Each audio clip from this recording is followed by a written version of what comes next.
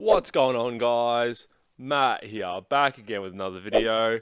Today's going to be episode 6 of the Market Watch series, where we go through market moves and go through and see how players' cards have changed based on news and events. And we'll just get straight into it. So the first player that we're going to highlight today is Devin Booker, who's currently in the finals for their first ever finals with the Phoenix Suns. Also, apologies for the lack of a face cam. I'm kind of recording this video on the fly, and also, yeah, actually, no, that's it. So Devin Booker in the last 7 days has been up 2.91%. A bit of a small bump there, but yeah, the Phoenix Suns being their first time in the finals. Is it not ever? They've made the finals before, I think, against the Bulls, possibly.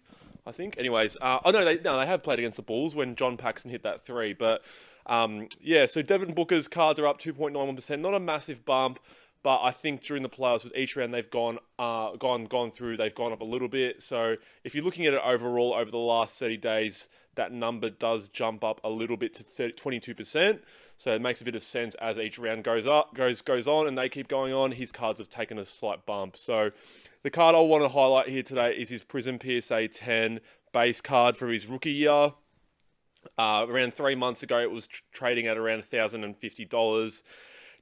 Dipped a little bit with the market in itself down to around $650. And then as you can see, throughout the last sort of month, it's slowly trended up. So gone from around $680 at its lowest back up to $1,050. So not double your money there, but just a little bit under it. And if you guys bought at the dip there and were predicting that Phoenix would do quite well, you guys have made a bit of money. If you have decided to sell now, I don't know how much more it will go up, as we've seen with with teams winning like a championship or the Super Bowl, that their prices seem to peak the day after and then they seem to drop, and it's not going to be immune if the Phoenix Suns do win for Devin Booker. With Tom Brady, Patrick Mahomes, LeBron James now all dipping after their finals wins, I can't see how Devin Booker will stay up after they potentially do win the championship. So next player I want to talk about is, again, I've highlighted him a couple of weeks ago, but DeAndre Ayden, a player that many had forgotten about, people were regarding as a bust at the start of the season. I did see a lot of people at the start of the season saying, should we sell now? Is he a bust?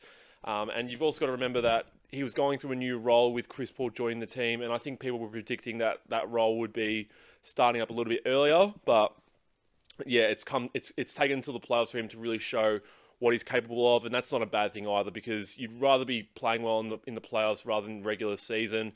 And as we can see in the last 7 days, he's up 8%. So last 7 days up 8%, but if we go to the last 60 days, up 42%. Last 30 days up 35%, and he's played a great first game for the game one of the NBA Finals. Again, keeping in mind this is the day before. This is being recorded 24 hours before game two. So yeah, I think he got 21 points, 19 rebounds in his first game of the finals, which is a great performance from DeAndre Ayden.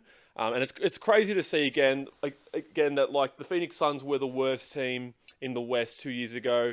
They just missed the playoffs last season, and they actually went undefeated in the bubble. And then this season, they're potentially going to win the championship. So that's a huge turnaround in 2 years. Gives a lot of optimism to a lot of teams, like for myself as a Houston fan, that in 2 years, a lot of things can really change if you stay patient with the team. But with DeAndre Ayden's Prism PSA 9 in itself, actually reached a low of around $21 US in May with DeAndre Ayden's performance, and it's slowly trended up. So it's sort of like hung around that $30 range around here, and then as you kind of go back up in itself, and it's kind of gone up to $47. So again, not doubling your money there, but it's a little bit of a flip opportunity there where his cards have nearly gone up double the price. And yeah, that was just another card I want to note and keep track of. And we will probably keep track of it in the next week with Devin Booker, Chris Paul, and DeAndre Ayden, depending on how they go in the next few games, whether it's close in the series or they do sweep the Bucks, because they are up 1-0 in the finals right now. The next player I do want to look at is Aaron Rodgers from the Green Bay Packers. So I know a lot of people that watch this channel are more NBA based, but if you guys don't follow the NFL right now, Aaron Rodgers won the NFL MVP last season.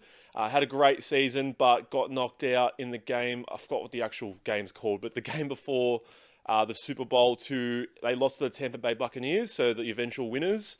But Aaron Rodgers won the MVP, and throughout the offseason, there's been a lot of noise and a lot of talk coming out of his camp in that he doesn't want to play for the Green Bay Packers this season. So he got drafted by the Green Bay Packers 13 years ago. He's been their starting quarterback for 13 years. And then last year, they actually drafted another quarterback in the first round, which is a bit of a heavy thing for a quarterback because it's almost like a succession plan. And Rodgers hasn't even been playing that badly.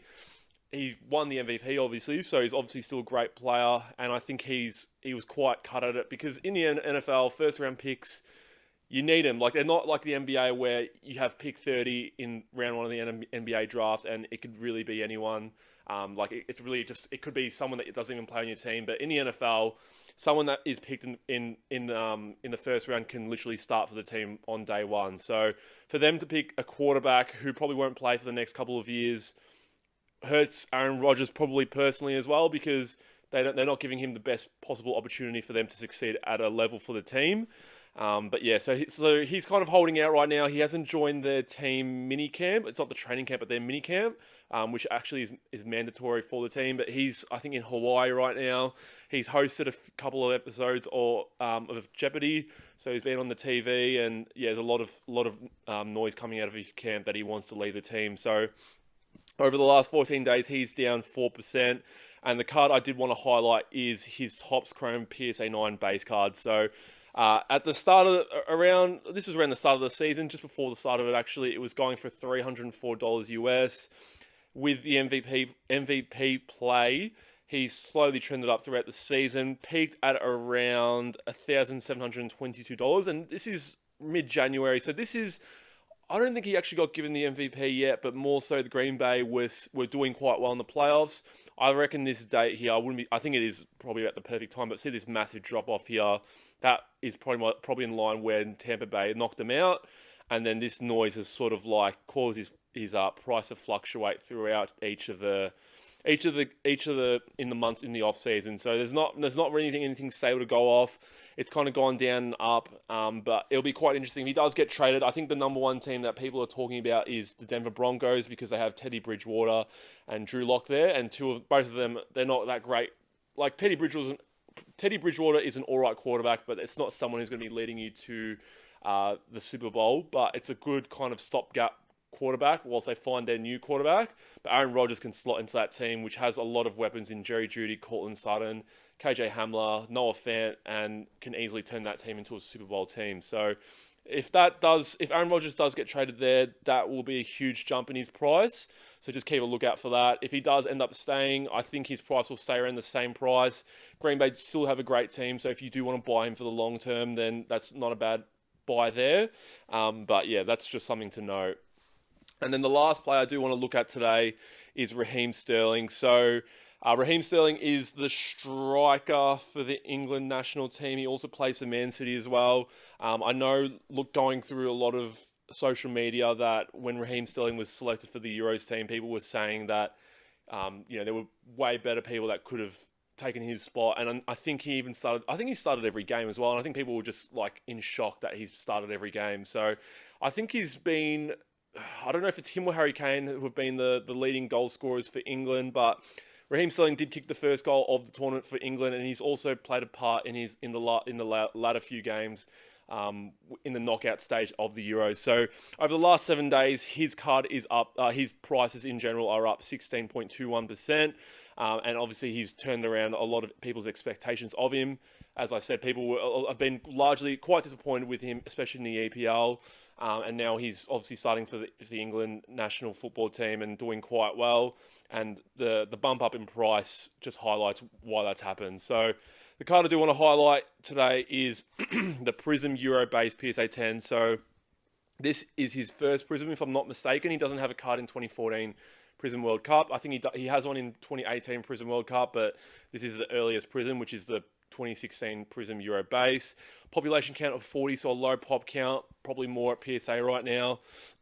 But if you got this card, I wouldn't call this his rookie card, but more so the first Prism card. If you got this card 90 days ago where people were probably not high on Raheem Sterling at all, his price was at $44. And as we can see, it's trended up in the last sort of month, and now you could probably sell that for around $81. So Yeah, again, pretty much under doubling your price there if you picked him right, or if you were a long term holder and buying Raheem Sterling at a cheap price and then thinking that he's going to perform well in the Euros. I don't think many people were predicting that he would be starting every game, but again, with soccer, it does throw in a little bit of unpredictability into the mix there. But yeah, to finish off, as we always have with the Market Watch series, we'll go through the biggest rises and falls over the last 7 days, and then we can highlight and see if there's anyone that we want to point out. Again, look at the sales, but yeah, the biggest rise over the past week has been Sadiq Bey. 124 sales. I don't know if that's possibly because of Cade Cunningham, old Detroit getting the number 1 pick, so maybe people are getting excited by Detroit's potential this season. But that is a large amount of sales to go off, and it makes a bit of sense as well. Again, going down, Wendell Carter Jr., Felix was in the biggest losers last week, so now, I do see a bit of a trend where I see people in the biggest losers and then they end up being in the biggest rises the following week, so people maybe are looking at market movers, seeing that as a buying opportunity and then buying up their cards. Chris Middleton's in the finals right now, playing very well. Reggie Jackson had a great finals series with the Clippers, but they got knocked out, unfortunately. OG Anunoby, shout out to Kevin if he's watching. I know he loves OG. Rudy Gobert's in it. Cameron Johnson, who's been playing a role off the bench. Karl Anthony Towns is in here. Max Verstappen, he won the Grand Prix. I don't know which one it was, but I remember hearing his name in the news somewhere.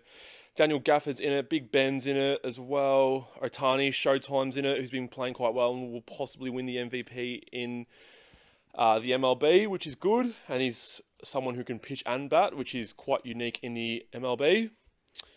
Camavinga, who's been the subject of transfer rumours to Man United from what I know and what I gather.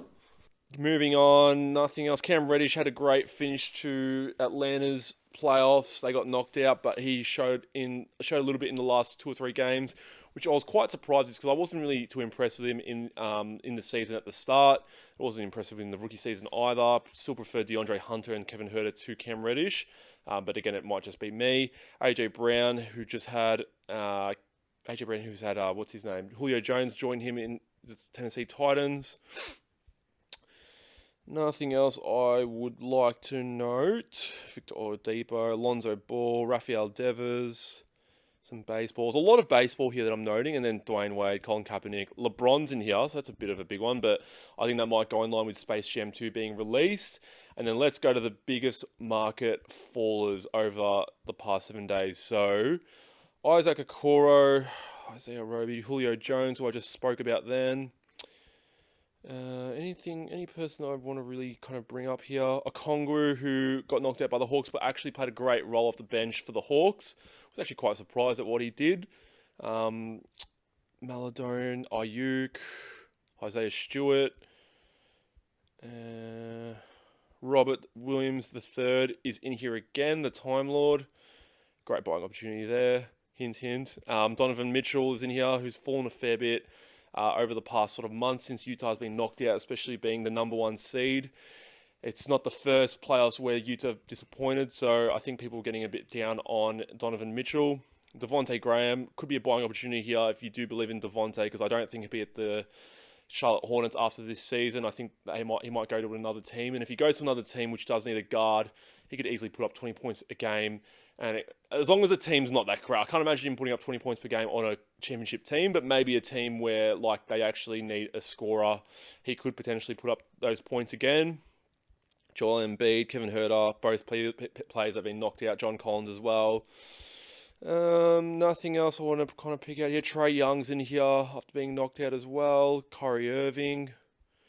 Yeah, there you go. Sabrina Ionescu is also in here, and Magic Johnson. But that's the end for episode 6 of the Market Watch series. Let me know down below if there's anyone that you want me to feature in future episodes. Again, I'm going to try and keep this weekly so we can keep track of the market.